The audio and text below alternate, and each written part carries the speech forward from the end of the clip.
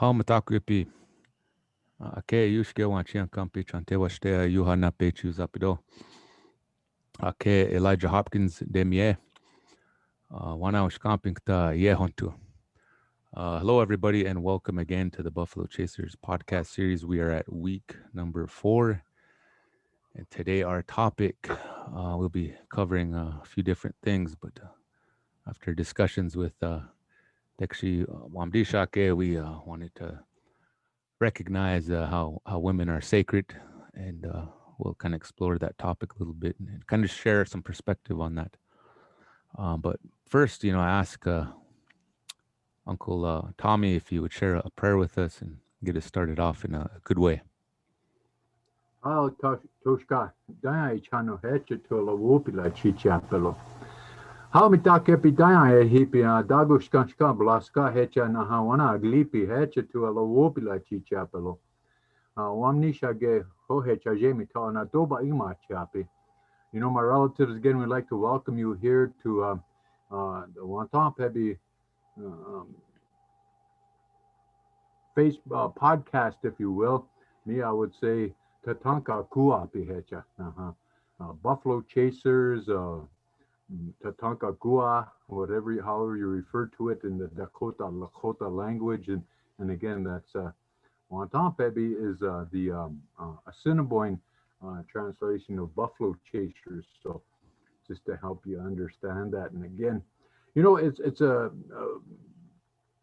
different experience. It's not wrong, it's not right, it's just different, and our ability to accept such things is what we try to do as First Nations people, our ability to be resilient and adaptive in this preparation for Nak and all that good stuff. And we realize that there are certain aspects of our way of life that is important to us, and that reverence for our female relatives is key and important. So, but they always help me to understand the importance of humbling ourselves to this higher power, this spiritual energy, which I refer to as Wanchatancha. And a lot of people don't understand that concept, but that's okay. That's all right. It's just something to help you think about in an opportunity to process this information you're getting, utilizing your ability to be a critical thinker. And in that way of thought, people always want to call it decolonization. Well, I like to help us all understand that it's a relearning of something. It's an adaptation of how we view life, and it's a recognition of our worldview expanding tremendously. And we talked about that a little bit in the past few podcasts, but I want to speak about our women a little bit here, although we're not authoritarians on those, but from a male perspective, me and my Toshka here, Elijah, will speak to that a little bit today, just for the sake of prompting some thought, prompting some behavior that is going to be respectful and good, and what is expected of us as males as it relates to our women. So with that all being said, we'll start off in a good way with a prayer. And again, just want to thank you all for being here, and you're going to have to pity me because again, I speak my language, and in that there's certain I want to sing a song that is utilizing the spiritual energy, but I don't have a good voice, but I try. So in the manner in which I do this is the way old people wish to pray. So if you'll pity me, my relatives, omakia wachekia hecha ho ushimano atukanshila wakantanka tateo yatopa unchimaka na makaina na mitaki epi wanagi makpea ktayage hocho ka ekta hiopo nicho Mushia ke nitaki epi unchima kaumani na Wayazapi. Unsha kenitaki api naha unchi makao mani chante ioksicha omani. O wichakiapo ushi wichalapo. Ekche wichasha mealo. Hohe chaje mitawa. Wamnishage. Doba imachiapi. Ushi malo omakia. Aha he atukashila na wakantaka. Gigsiapo mitakiapi naha. Winuk chalapi. Na wichak chalapi. Na wakaya japi. Na hokshilapi na winchinchalappi na kushkapi na wikushkapi chanku washte upi. Ambleza ota up unkipi. Naha chante washte unkipi. Ogia wo ushi wichalapo. Ekche wichashamelo naha lako wicho kante kligeno. Lila otechike. Na apetukile naha wania tu wanahi. Wania tu wana glipi. Mushia ke mitakiapi wamakashka oyateki naha chankuluta gaumani. Okia wa ushi wichalapo. Atu kashila wa khantaka abetukile omakia naha khoda hecha naha agichita oyateki zuya ekta naha wichasha bile wiapile. Chanku washte upi okia wa ushi wichalapo. Atu kashila wa khantaka oyate oyasi. Chanku luta aga omani. O wichakiapo ushi wichalapo. Aha he atu kashila wa khantaka homat elo. Omakia. Wakanyapi oloma ahia wa inte. Wakatanga dokaya. Che wakielo. Aya hi ay. Wakatanga dokaya. Che wakielo. Ay, ay, ay, me takuyo, wanita tokaya, chewokielo, ay, ay, yo, ay, ha, hey, oh, mitaki oasi, wamakashka oasi. Oh, etitu, wanatushka. Oh, pidame atekshi. Oh, So yeah, women, what are the roles that they play in our lives? Obviously, we are all connected. We all come from women. One of our basic teachings culturally, as we, there's just some of my experience, in my family, participating in different cultural things over the years. It's greatly helpful to always bear that in mind as we have we interact with the women folk in our life, and there's always trying to keep them held in very high regard, even in times when we're stressed. There's a high stress environment. Sometimes people might be getting short with one another because they got cabin fever already because of COVID. Now he's listening to actually offer his prayer, and he was speaking in the language. Winter has arrived again. All this snow, so everyone's going to be stuck inside. And one of the things we always got to remember is, I think, just for me, as a young man still, is to always be careful how you speak to our women, and just always try and teach our children to be mindful of that. And so we all come from women, and the cultural insight that actually has is really important. So with anybody that's listening, especially the young men that might not have had this perspective before, as we talk about this, I think it's really helpful. It's a basic teaching, but it's just something that we can share and help ourselves to be aware of that.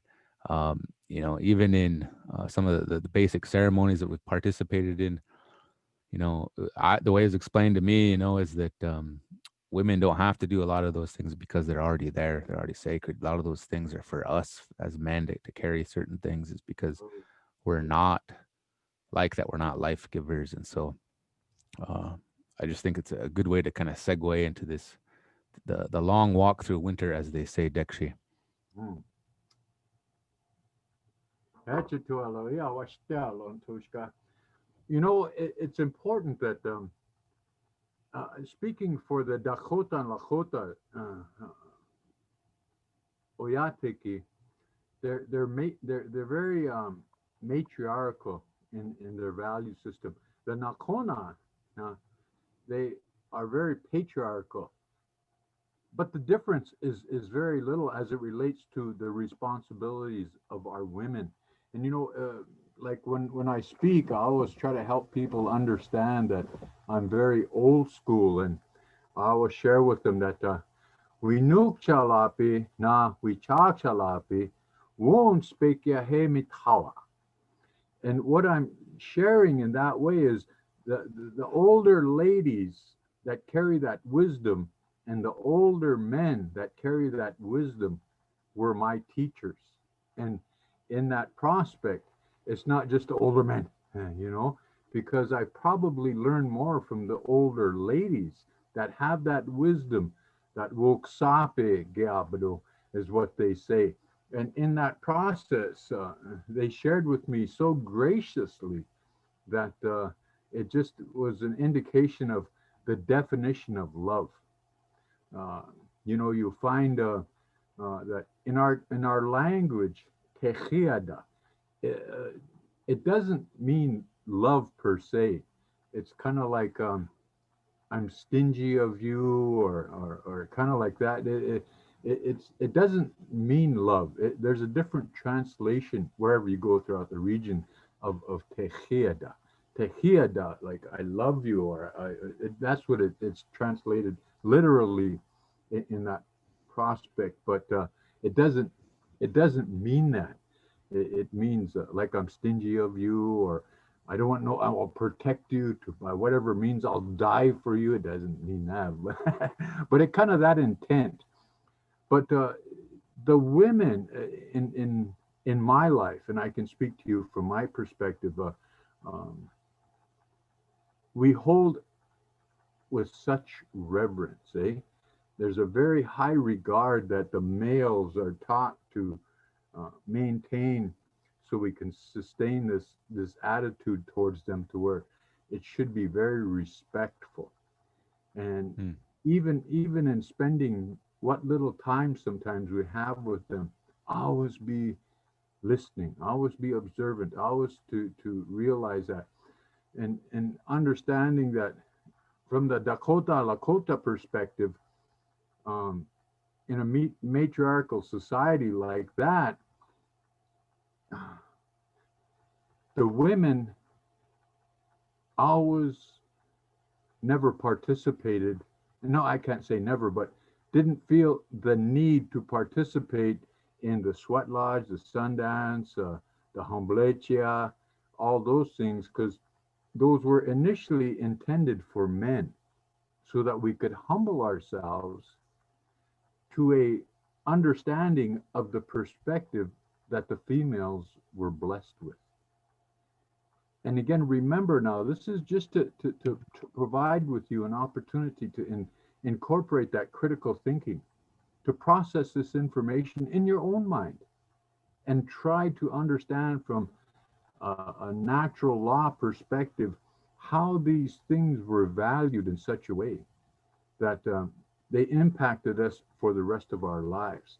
I remember way back in the day, and probably the early 90s, if you will, or middle 90s, I was a part of an initiative that come out of Missouri where it was uh, uh, a theory was developed as it relates to children, and it was named "Parents Are the First Teachers." Eh? And so with that, they taught us some dynamics, some prospects, some avenues of approach to deal with the birth of our children. One of the things I learned is from 0 to 3 years old is where that survival instinct is implemented in us for the sake of when we get in a tough situation, our mind always goes back to 0 to 3. boom, just like that. And we were taught survival. Well, guess who our main teacher was? Mm. The women. Yeah, yeah, our mothers. Cool. Because in our cultural basis, our mothers, our grandmothers, our aunties, they would keep the children up to like maybe 5 years old, eh? And they would instill all of these good things, care for them, love them, share with them, understanding their personality and their disposition, all that good stuff, and treat them as individuals and love them accordingly. Some like to really be hugged. Some babies, like to really be hugged, and others didn't. Some like to be really wrapped really tight. Others didn't like. Well, the mother, the grandmother, the aunties, they would recognize these things, and then they would watch. They would watch you and kind of let you live freely, eh? Mm. And in that, you were being your own person based on the guidance and direction you initially received from the female. I don't care if you're a boy or a girl, they all had that influence on you. And they were defining for us at such an early age the definition of tejiada, or the love that we should be able to share. Well, as a result of uh, let's call it boarding school era or whatever, taking our kids away from the family unit, the nucleus of the family was just disrupted, eh? That just look how many people it affected. The grandmas, the mothers, the aunties, the sisters, all of those that were involved in the rearing of the child, all their responsibility was gone.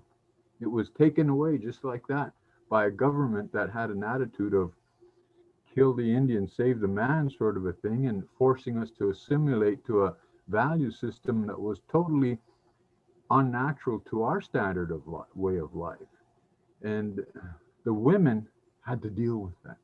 It affected them so much because those babies were taken from them right when they should have been turned over to the uncles and the dads and the nephews and the brothers to help them teach how to become a provider and a protector. Well, those kids were taken away. Now, boys and girls, actually, just because of that whole disruption. But if you stop and you think about it, as we do these things, that's why it's hard for me to address these issues as decolonization, because actually that's a white man's word. And so I don't like using that. And it's also kind of negative, has negative connotations as it relates to utilizing that. Uh, I like to kind of think like we're iniraja, renewing dachowichonka, lachowichonka, kind of renewing the spirit of that way of life and coming back to something that is important to us once we were able to identify that, hey man, they forced me to think like this. This is a learned behavior to become a noble savage, to beat my wife, to hit my kids, to get drunk and take drugs. And that's totally not who and what we are or were. And then once you understand the importance of how they fooled us, we were basically at a certain age, 14, 12, 13, 14, in our life, the way the old men would tell me, they said, well, when he starts smelling his piss, he's ready to go sit on the hill. Excuse my language, but that's the way they would share it with us, eh? And what that meant was when he start having a scent, eh? He'd get all cocky and wouldn't listen and do that. Well, it's time for you to humbleche, and our women would just, oh man, just be so afraid for you because they knew what that entailed, eh? But the thing of it is the women's role in that matriarchal society was to again maintain that structure of the family. One of those, the maintenance of that was the construction of a home. And initially, our home was a teepee. I go to some of these powwows and, oh, we're having a teepee putting up contest and see who's going to win. And I go and watch, and I see all these guys, and I have to ask my buddy. I said, "Are those guys all winked this?" Why? I said, because that's a woman's job. Mm. But I'm being sarcastic. I don't mean no disrespect to our wink days or our men that are participating. It's that learned behavior. You see what I'm speaking to? Uh, That job of putting up a teepee is for the women. But we also have to understand the standard which I'm talking about, where the standard of living is so um, um, alien to us, if you will, is the teepee initially wasn't as big as they are now. Oh my God, the size of some of these teepees. You need a crane to put the teepee poles up, man. 24 footers. I seen some of those. I was like, holy crap. Yeah, yeah, Coach Scott. But remember, now think about this. We were nomadic, and guess who our initial beast of burden was? Was the dog. And the dog was the one that needed to carry these travoises with all the stuff on there. And so you figure, well, how big were those poles? They weren't that big. The teepees weren't that huge. And there Mhm. were hides that they used, and they couldn't be that big, eh? Because look how many hides you'd have to use. I remember old Chief First to Fly, uh, Tokehi Agia, had that buffalo hide teepee, and it's still in Glasgow. But can you imagine the weight of that thing? Oh, yeah. That'd be And so, enormous. yeah, yes, and so that wasn't really feasible, I guess, back in the day when we were nomadic. And so you'd have to put together an understanding of how did the women do this. Well, the teepees were much smaller. There was tobacco offered before they'd make the home. There were songs that were sung while they were constructing the teepee. They didn't need that much rope. And see, the women did that. They were the ones, because what they did was they had a place for everything in that teepee. Eh? Just like in Mm. your house, your wife is kind of the manager of the home. Well, same thing applied way back in the day. But the teepees weren't that huge, and so the women would construct the teepees. Well, that's how far removed we are from that original responsibility of our women. They would always take care of that. And like some of these stages, one of the things that I noticed too, when a young lady becomes a woman, that ceremony of throwing the ball, I seen it once in my lifetime, Mm. and I'm 67 years old, and I'm saying, wow, man, that it's a game, but it's a game of struggle, eh? To help these young women understand the importance of that struggle, and we kind of lost that whole. It's ceremonial. It's one of the seven ceremonies of the pipe, but I've only seen it once, and even then I didn't understand it until an old person explained it somewhat. An old lady explained it to me somewhat, Mm. and in that, that's how far removed we're coming to that, because now it's our younger ladies are pursuant of a man's place, and the reason I say that is because like when I go ceremony and I do stuff, like I do a lot of, I go to a lot of sweats, and I'll see a young man there sitting there, boy, scars all over his chest and flesh offerings, and oh man, and he's sitting there with no shirt on in the sweat. And I say, somebody's there that will understand what I'm doing as a result of his sufferings. And then he comes in there, well, I just sobered up. Oh man. And I said, wow, he's got all these scars and whatnot. And here he's telling us he just sobered up a couple of days ago, and he's trying to stay sober, and he's utilizing the sweat as a treatment process. But Uh, it's the same thing, comparatively speaking. Like our women, um, when when uh, when that guy come into the sweat, I thought there was going to be some understanding of this spiritual connection we choose to maintain. Well, evidently there wasn't. So it was sad for me to see all the scars and the evidence of sun dancing and piercing on this young man, and yet he was lacking the wisdom, if you will, of that sacrifice that he made. Although he didn't do it for himself, he did it for others. But along with that, as a result of that time spent in that spiritual place, he should have realized something. And one of those things is living a healthy lifestyle, not having to compromise your faculties with drugs or with alcohol. But that's the way I seen it. I didn't share that with nobody. This is the first time I'm sharing it with y'all. But that's the way I seen it. And I don't judge or criticize them, but I understand what they're going through. And like our women, they want to be pipe carriers. They want to be spiritual leaders. In our language, we call them wapie wichasha, wapie wia. Okay? And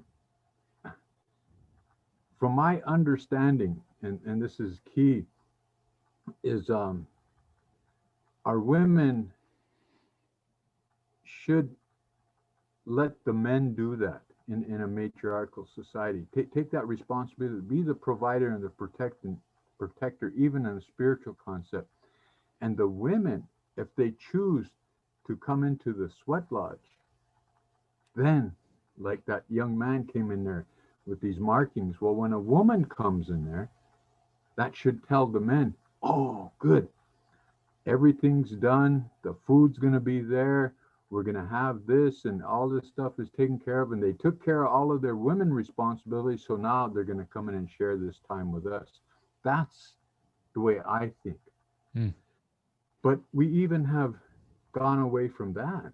And in that, the women come in there not of their own, not for their own, but for to support us pitiful men, understanding we suffer like this with the assistance of our tukashila, the iya waka, and the water and the fire, our friend the fire, and all these things that many we choka helps us to suffer for the sake of others. Well, the women come in there not for themselves, but for the men. They come in there for the men.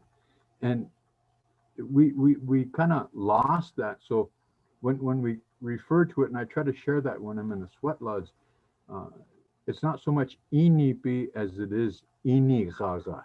Okay? And in that, it's kind of a renewal of one's life and the opening of the mind. And so when I'm in the sweat, I always try to help people understand that without being intrusive to their spiritual walk, without guiding them down a narcissistic road, if you will, because I was taught so graciously.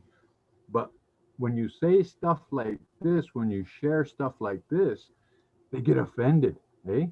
Because they want to be pipe carriers, they want to be spiritual leaders, and I say, no, let the men do that, and you support us by feeding us, clothing us, take care of our children, all these good things, and then making sure everything is good, even if you have to haul the water or take care of the rocks while we're in there. That's what we'd like to see you do, because we're here to suffer because we don't understand that connection that you're blessed with. So some of that thought, that spiritual connection, is overlooked for the sake of wanting to get somewhat of a prestige or an acknowledgement, an accolade for suffering, eh? And that's not why we do. We don't do it for personal agendas. Um, it's hard for us to accept because wapia wiapi hechanaha, they are beyond that time in their life that our non-Indian relatives call menopause, eh?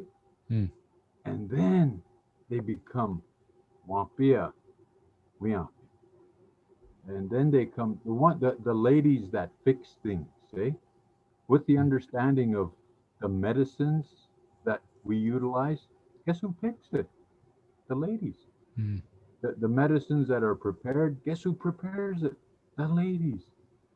The pipe, the tobacco that is made, although we make it ourselves, the men in at night drinking tea and whatnot, and they call that inchaichu, but in Assiniboine they call that. It's a mixture where we have good thoughts. And if it wasn't for the women preparing these meals for us in such a good way, like the women are taught throughout their lifetime that when you cook something for somebody else, you should always do it with a good heart. Eh? And they're taught that. Our Indian women are taught that. And you know why I'm sharing this with you is, Toshka, is Mm. because the women carry that authority to tell a man what to do, eh? Mm. In helping her to accomplish what it is that she needs to do. Mm. Um, Back in the day, the men would go out and get firewood if they needed it, and if they weren't around, guess what? It's a very bad term now. They used to call it squawwood, eh? Which we don't use no more because it's Mm. derogatory towards our women. But the women would go out and get that. It's just those little sticks that, so they can make a fire and cook. That's how uh, important that aspect of cooking was to them. If the men weren't around, they would go get it themselves, what they were capable of getting and retrieving and making a fire so that they could look up to their responsibility of providing sustenance for the man. And when the man returned, he would be looked after and be fed. And that's one Mm. of the most respectful things you can do to another person is feed them, because that's providing them with sustenance. And that's the responsibility of the woman. That all comes together with the representation of an Indian home. Eh? Mm. And you know, the women used to be by other people, not by ourselves, but not by the men, but by other women. They used to be judged based on their ability to look after their men. When your man was healthy and well taken care of, didn't have a hole in his moccasin, Braid eh? look Like sharp that. and tight. Yeah, had nice headgear and all that good stuff. Was always nice looking. Had good earrings on. You know, that meant that you had women and females in your life that took that very seriously. You know, one of the examples I used to utilize is the crow ladies. Eh, you see some guy walking down the street. He's got a nice cowboy hat on, nice iron shirt, iron pants, and whatnot. He's drunker now. I know that guy. Of course, he drinks every day, but he was taken care of. He was looked after because he had women in his life that followed this way of life and took that responsibility to make sure the men were cared for. You see what I'm saying? And so it wasn't the condition of the man, it was his appearance. And what that says is, oh man, he's got some very responsible, highly respected women in his family. You see? And so rather than trying to be like a man to carry a pipe before your menopause, you should aspire to taking care of all these other responsibilities to make sure that these things are taken care of. That's a woman. And, you know, we talk about the blessings of women, and we tend to upset some of the younger ones because they want to pray. They could pray. I could pray too. I could. Yes, a woman's got that connection all the time. Do you know what Ishnalati, how you translate that? It Mm. means they live by themselves. Eh? Ishnalati. And to us, that means they're on their time of the month. Eh?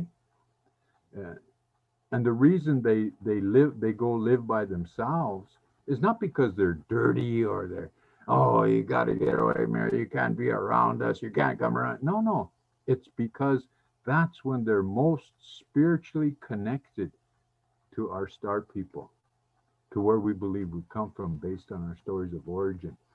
And so they go and they live in the Ishnalati camp. They go there and they're by themselves. They don't go around spiritual things. They don't go around spiritual men or touch bundles or anything like that, because they're so strong with that spiritual energy at that time.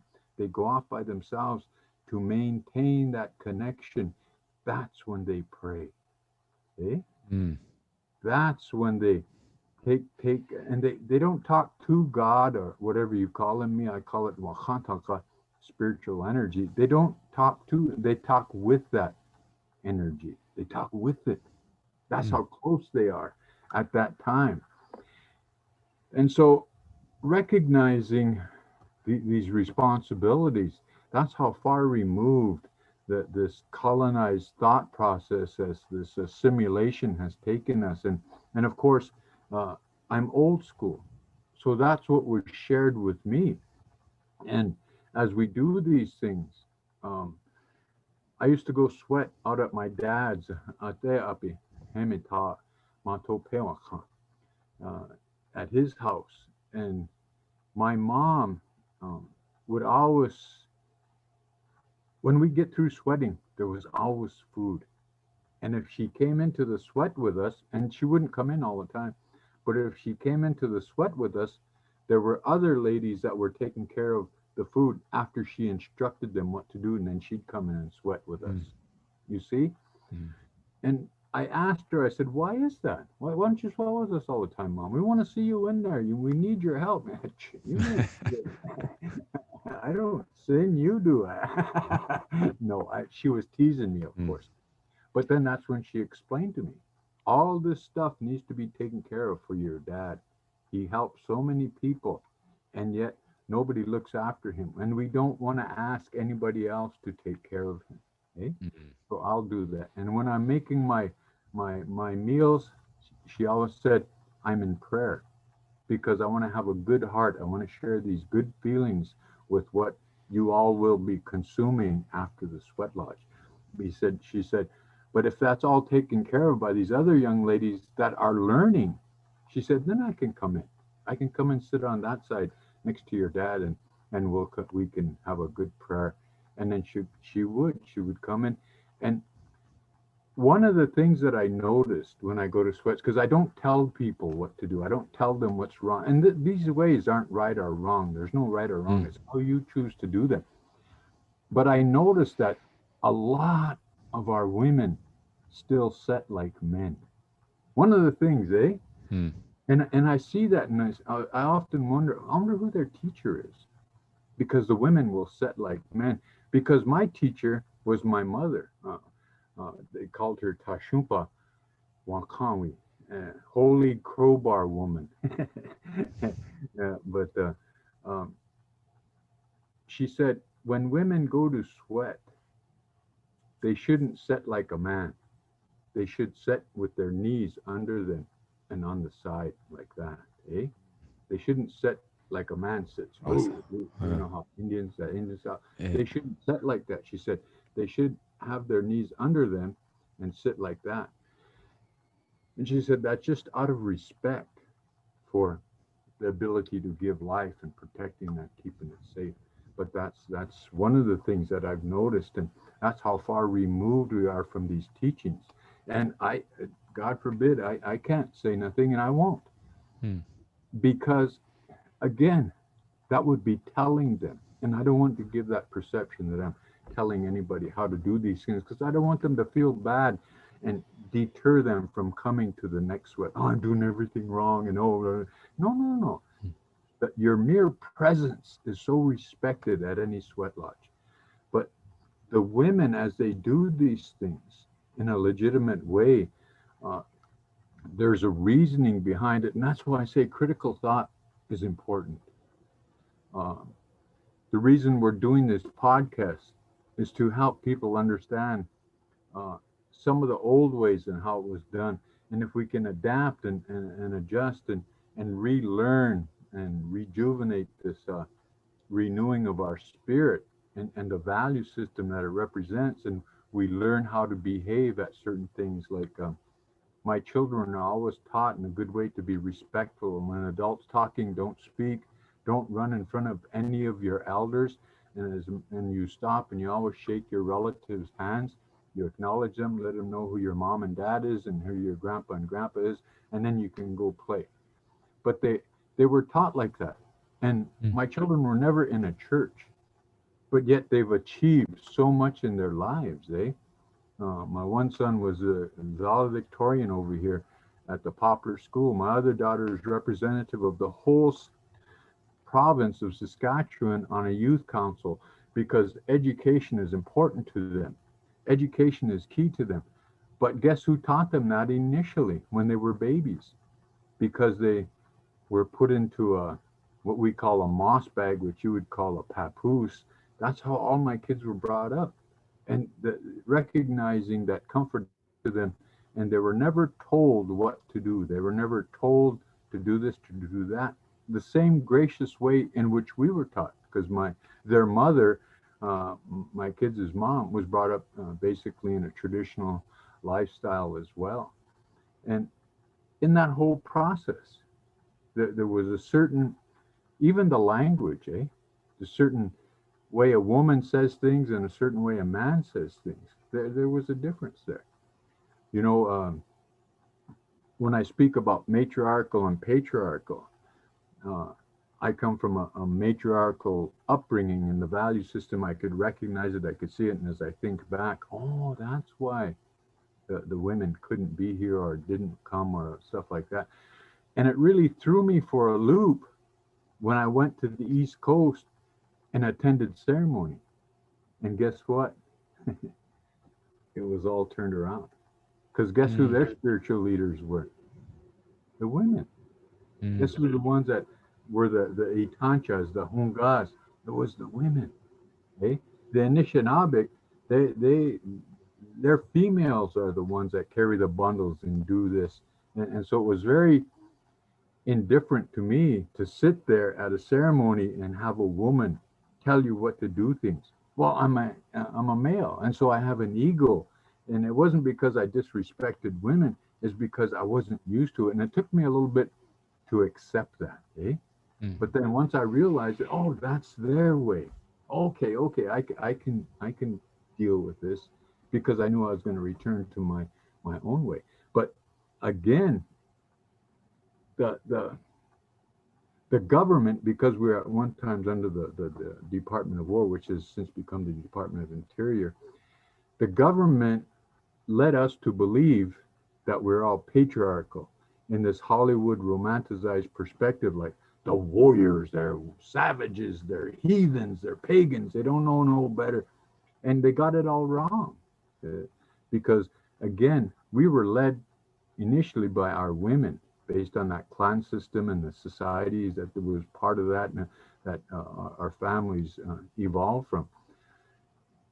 And the women had a definite responsibility to that whole cohesiveness of that nuclear family.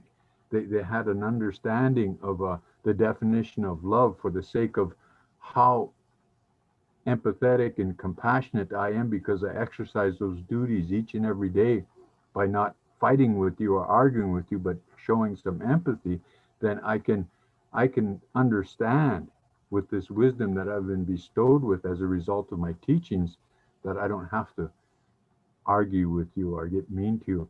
So if an older lady that is in that beyond her time in life and she carries a pipe, if she tells you what to do, I would strongly suggest you listen. Okay? Mm. And in that process, that's that respect. That's that evolution of uh, amblasia, the understanding that we have, right, as it relates to life itself and in our preparation. And again, we get a lot of people telling us what to do. Don't tell me what to do. I won't listen. But when an older lady, when an old clan mother tells you what to do, I'll bet you listen. I know I would. And again, because they're going to share with you and tell you this stuff, which you need to hear, becomes, from their perspective, an act of love. Make sense, Toshka? Oh yeah, I was listening to you talk. I remember um, when I was younger, trying to figure some things out. I remember going to some some family feeds. Maybe over in Fort Belknap, the old Red Whip.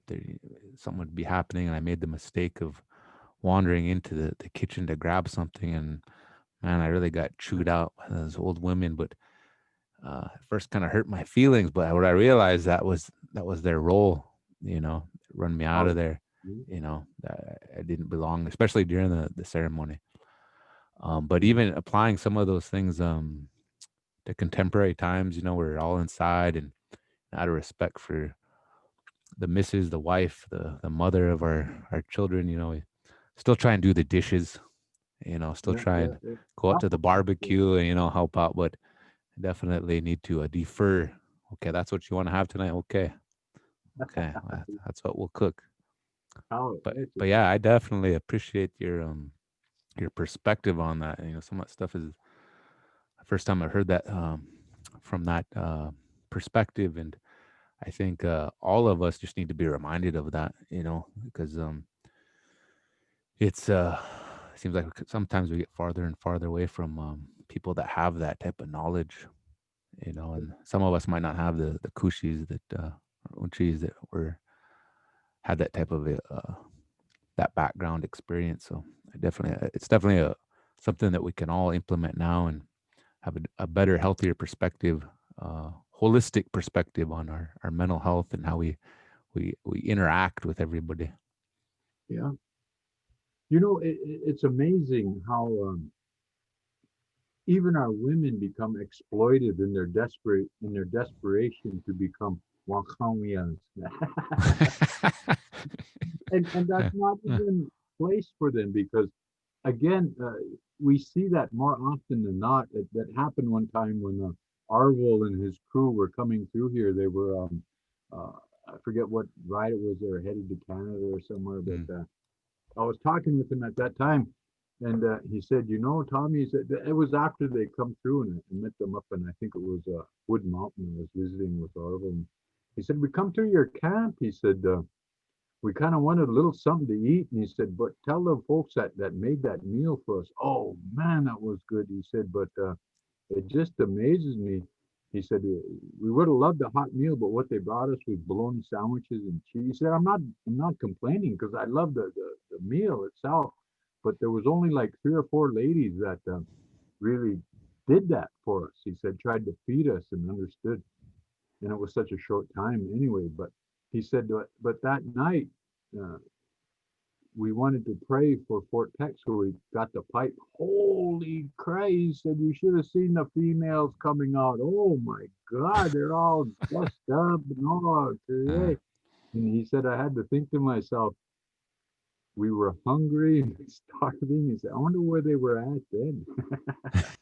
But that's how men talk, eh? mm, Because again, he wasn't criticizing the women here from Fort Peck. What he was addressing was how that learned behavior has taken us so far away from the center, eh? And in respect to what it is that we're doing, and how the women want to be this, be that, get a title of this, a title of that, which is fine. But if they want to be like men, one of the things they need to realize is men, all males, hold women in such high regard above themselves. And if these females want to be like men, what they're actually doing is bringing themselves down to our level, as pitiful as we are. We expect the women to always maintain that status that is afforded them, eh? mm, Um, and in that process, humbly, like we have women leaders now. He's right on.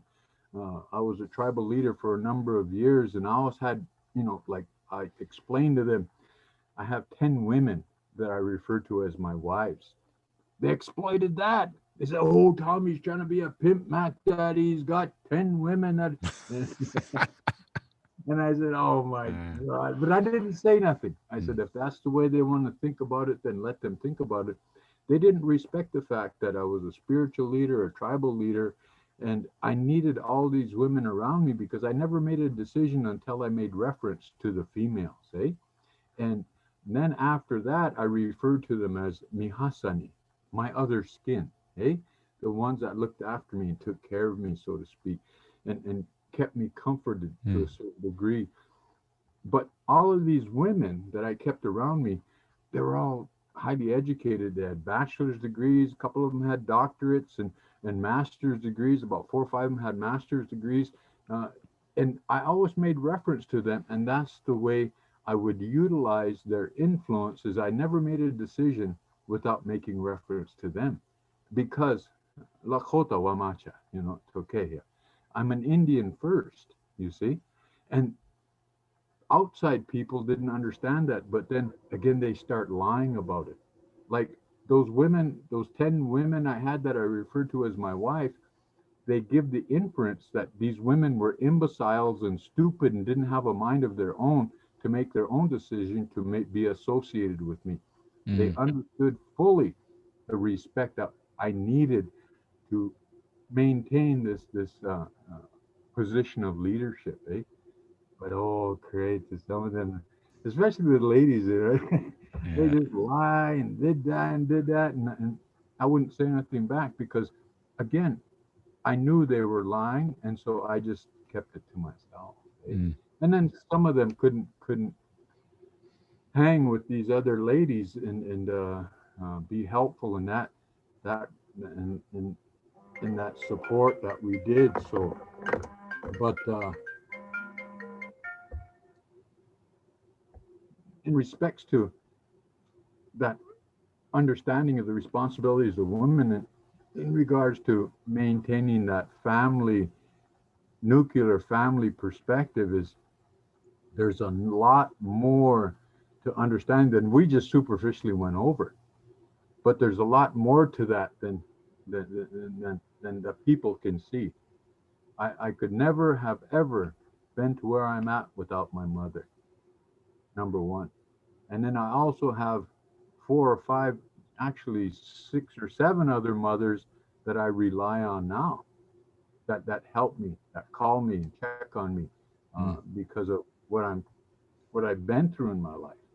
Mm. And again, without them, oh man, if it was up me dealing with men all the time, I'd be either all beat up or I'd killed somebody by now. One because of the egos, eh? Uh, But the women have such compassion and empathy for us males. They keep us humble. They help us understand the importance of keeping our mouth shut and not having to get into these little skirmishes and whatnot. And when you get women in positions of leadership, you'll see that. We don't want those women in leadership to be like a man to where they argue and fight and all that. We'd like for the women to be there and to show that compassion and empathy and say, hey, hold up now. Maybe we should pray. Maybe we should smudge now because you two are getting kind of emotional about and passionate about this position politically. And we need to kind of calm down now. And that's what a woman does, eh? mm. Brings that. I don't know how many times I had Barbara Burrsville on one side and Pearl Hopkins on the other side, and they kept kicking me, Inila, Inila. And in our language, that means be quiet now, be quiet, because I wanted to argue and fight. But those two ladies supported me so much in my first years of leadership that I always pray for them, eh? Mm. And even like with Pearl gone now, that loss that we had, uh, and now we have to re-recognize that spiritual involvement that she still supports us with in a good way because she loves her people. She loves the Dakota people, and she'll continue to support us. But people didn't recognize that. They wouldn't realize that. And, it's amazing how we've kind of, men will oppress women uh, continually. But when we understand the importance of the influence that we need, we depend on them for, and acknowledge that, then it becomes something that's very respectful. And they'll quit trying to be like men and they'll keep that position of reverence by providing us with a comfortable home, a clean home to exist in and for to accept visitors, and food that'll be cooked in a good way with a good heart. And when they do come into the sweat, they come there with the understanding of the support that they share with us. So they pray for those that are trying to receive guidance and direction, not necessarily for themselves. And all these things, this whole renewal, not decolonization, this renewal of our Dako lako nako wichoka. Lila he hanina nina wanangashe. Dako nako wichoka lila washtela. Washtela ke. It made me feel good to hear these stories from how life was way long time ago and how we can aspire to these things. So, oh, my relatives, please don't think that I'm telling you anything. Don't think that I'm judging anybody. Don't think that I know it all. This is all for you to think about. This is just some ideas, some concepts. And as it relates to the women, as it relates to the men that choose to continue to live like this, we're not trying to be popes and bishops and priests. We're just common people. And in that process, that's what these podcasts are all about. We're not pan Indianisming anybody. We don't want them to think we're generalized Indians or anything like this. But we like to always remind you that the diversity and uniqueness of our cultural value system should become an enrichment and enhancement for the sake of the growth of our children, which is based and founded on natural law. So think about that. Be humble. Don't get mad at me. Don't get mad at the buffalo chasers society in which we're trying to develop. We're learning too as we go, and we will get better at this, even when we look inwardly and accept that responsibility of being human beings and sharing in a good way as we prepare ourselves to someday soon go to be with the rest of our relatives. So, with that, Toshka, I don't know how more graciously I can share as it was taught to me to be gracious.